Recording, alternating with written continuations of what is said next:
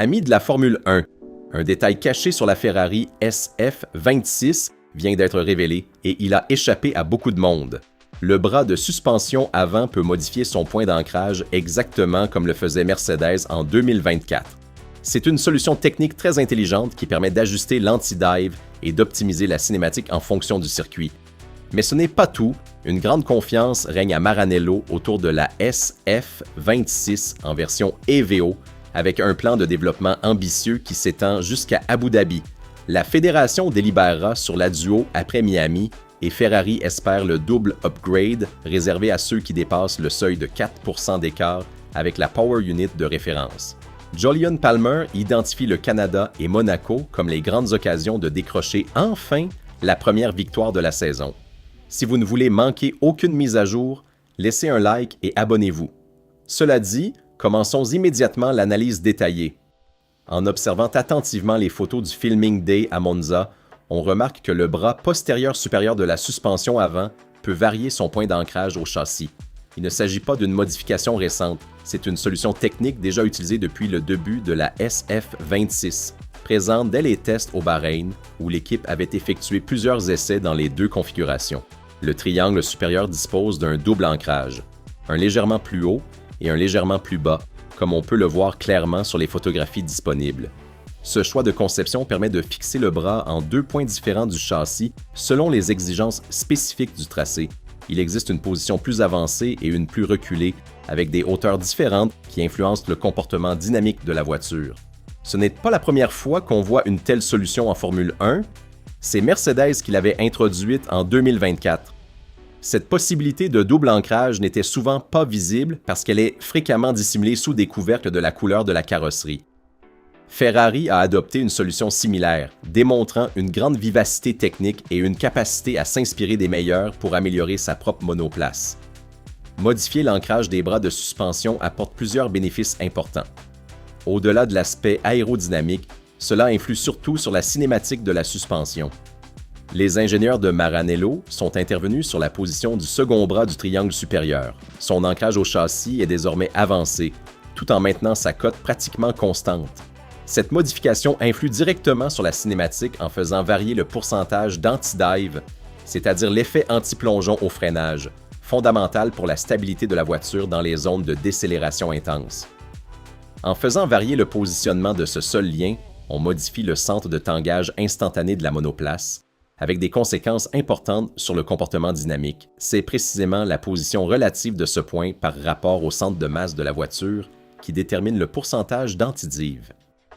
L'objectif du travail semble suggérer un avancement potentiel du centre de tangage pour améliorer la stabilité. Ce choix mécanique s'entrelace étroitement avec les exigences aérodynamiques et la recherche d'une plus grande stabilité de la plateforme, fondamentale pour maximiser la charge générée par le fond de voiture. Il est ainsi possible d'intervenir sur la distribution des forces en modifiant les paramètres de tangage en fonction des caractéristiques du circuit.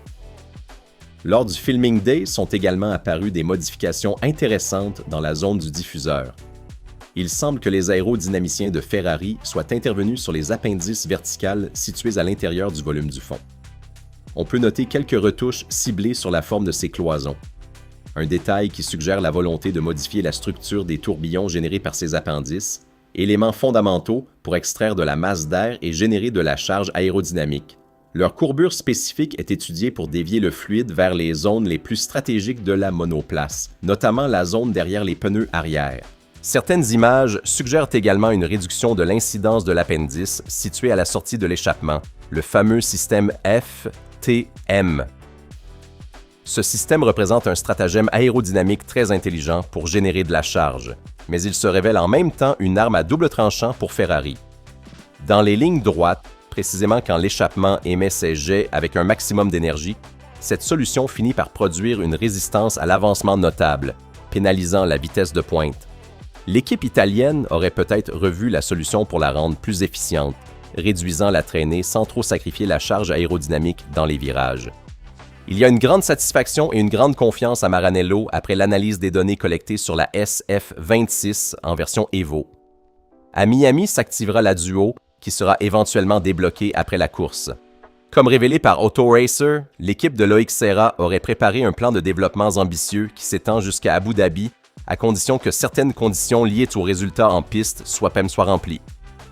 Ferrari espère débloquer le double upgrade réservé à ceux qui souffrent d'un écart supérieur à 4% par rapport à la Power Unit la plus performante. Un nouveau moteur n'arrivera cependant pas avant l'été. En attendant, il faudra maximiser l'efficience aérodynamique pour compenser le déficit de puissance.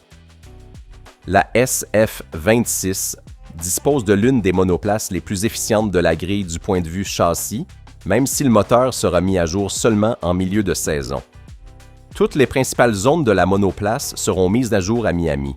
On verra le retour de l'aileron Macarena en version évoluée, testé aussi bien en piste à Monza qu'au simulateur. Les deux pilotes sont satisfaits de son fonctionnement et il semble qu'il pourra enfin être utilisé en course sans les contre-indications vues en Chine.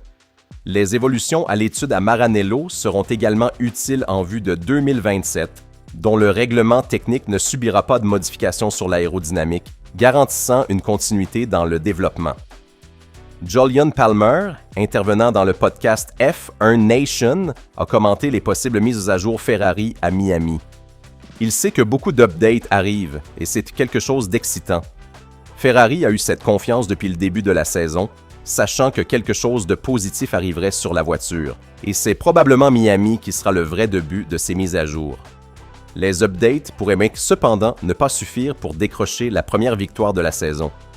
Palmer a souligné qu'à Miami, il faudrait plus de chevaux pour les longues lignes droites, où le déficit de puissance Ferrari se fait le plus sentir par rapport aux adversaires directs.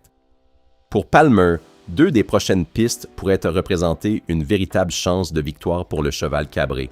Il pense que le Canada et surtout Monaco seront les grandes occasions pour Ferrari d'entrer vraiment dans la lutte pour la victoire. Le tracé de Montréal ne présente pas de longues lignes droites, ce qui pourrait être un avantage important pour la Rossa. Monaco sera complètement différent. Là-bas, il n'y aura pratiquement rien de plus. Ce sera de la pure performance châssis. Seule la charge aérodynamique et la stabilité compteront. Et au moment présent, Ferrari semble pouvoir être parmi les meilleurs sur cet aspect fondamental pour remporter le Grand Prix de la Principauté. La Formule 1 redevient un laboratoire de solutions techniques innovantes et les passionnés que nous sommes s'en réjouissent. La SF26 continue d'impressionner et satisfait les attentes de ceux qui attendaient un grand travail du département technique de Maranello.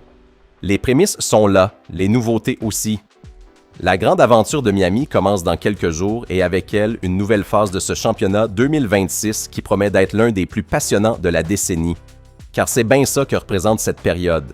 Ferrari n'a pas simplement travaillé sur des pièces nouvelles, elle a travaillé sur une philosophie.